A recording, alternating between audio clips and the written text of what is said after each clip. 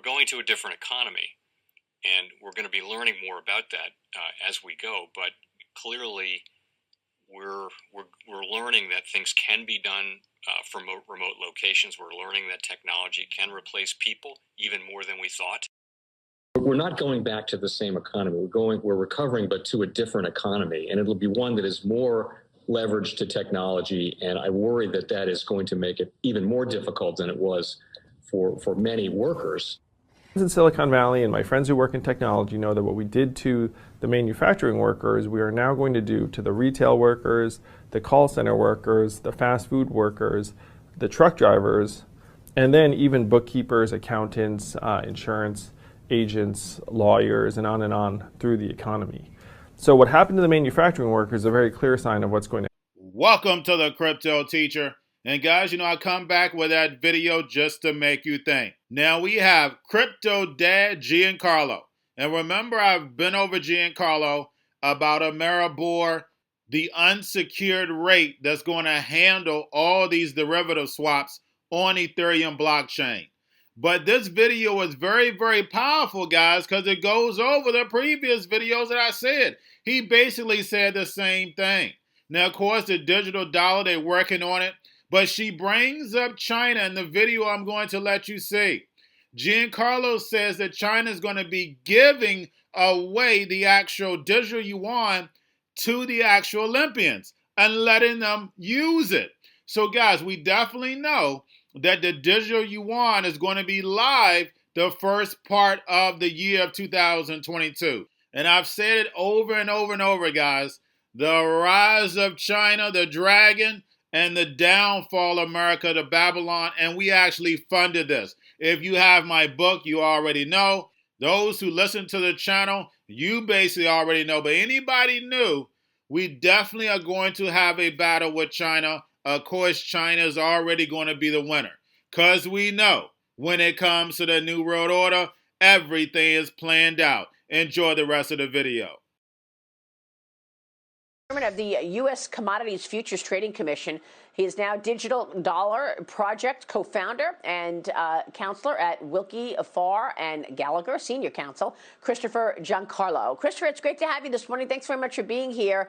I want to tap into your expertise in terms of what's going on with Bitcoin and the digital dollar. How do you see things changing in terms of digital assets in the coming years? And how soon will a transition take place? Yeah, we're really seeing some interesting action going on, Maria. We're seeing the traditional role of retail investors in this new asset class, especially in Bitcoin, with their comfort level with technology and their comfort level with the decentralization aspects of this. And they're actually antipathy toward the traditional financial system. But what's really changing is the growing role of institutional investors in this new asset class, with the likes of Mass Mutual and United States' oldest bank, the Bank of New York Mellon, moving in a big way. And they really see this as both, on one hand, a hedge against inflation, but also almost like a new risk category of assets in a risk-on environment. And all this is made possible by innovations we brought to bear over the last 4 years, especially with the launch of Bitcoin futures back in 2017. So what does this mean in terms of the regulatory framework? Lawmakers this week proposed legislation for a cryptocurrency task force that would look at the current regulations and recommend ways to improve markets to prevent fraud. You founded an early version of this task force while serving at the CFTC. So what do you expect regulators to find, and what will be the barriers in place for the digital dollar, if you will, going forward? Yeah. But this is really important innovation, or an announcement day before yesterday by ranking member Patrick McHenry, and then on the majority side, Stephen Lynch of Massachusetts, introduced a bill that really builds on work that I and Chairman Clayton at the SEC started back in 2017. We launched a cryptocurrency task force between our two agencies to take a look at some of the early steps in this. It was on an ad hoc basis. But before I left the agency at the end of my term in 2019, I spoke to Representative McHenry and folks on the other side of the aisle about making that task force, putting it on a firmer foundation, perhaps providing some funding for it, and charging it with coming back to Congress with recommendations for a more comprehensive regulatory framework for crypto.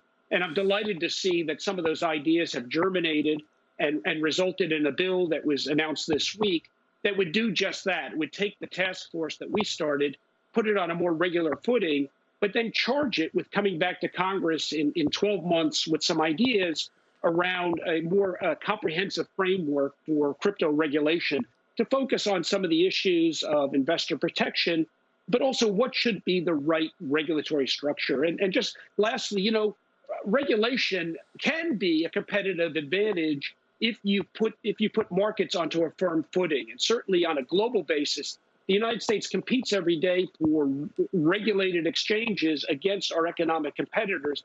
And it's very important that we have the primary and the premier markets here in the United States.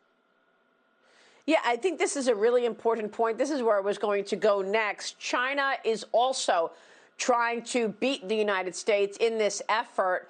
Assess that, where the U.S. is in that regard, and how important will it be for the U.S. to have a strategy in place as far as digital assets to compete with what's happening in China? Absolutely, Maria. You know, coming out of the last financial crisis, society, outside of the official sector, society has been experimenting with digital money. They've been doing that quite successfully. Bitcoin is part of that. There's over 3,000 to 4,000 different cryptocurrencies out in operation. Governments have actually arrived relatively late on the scene, but the leading one has been China. China has launched now a digital yuan. There's millions of people in China now using this. There's hundreds of companies involved in this effort. And China has big plans for this. They intend to seed their digital yuan into the global environment by giving it away to visitors at next winter's Olympics. When they arrive at the airport, they're going to get yuan digital wallets. They're going to receive digital yuan. They're going to use it throughout their visits to Beijing, and then they're going to take it back to their home countries.